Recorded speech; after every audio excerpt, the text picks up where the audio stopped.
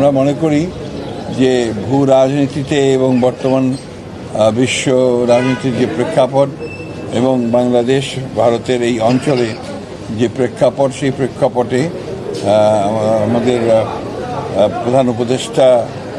এবং ডক্টর ইউনূস এবং ভারতের প্রধানমন্ত্রী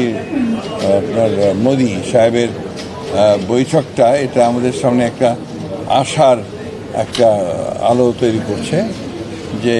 ভারত এবং বাংলাদেশের সম্পর্কের মধ্যে যে একটা বিটারনেস তৈরি হয়েছিল, সেই বিটারনেসটা তৈরি যেন আর বেশি না সামনে যায়, অথবা এটা আপনার যেন কমে আসে, সেখানকার কিছু নতুন সম্ভাবনা সৃষ্টি হয়েছে। এবং আমি যতদূর দেখেছি তাতে করে আমার মনে হয়েছে যে এ ব্যাপারে দুজনেই যথেষ্ট আন্তরিক, এবং এটা নিঃসন্দেহে বাংলাদেশের মানুষকে এবং ভারতের মানুষকে, দুই দেশের মানুষকেই এটা উপকার করবে।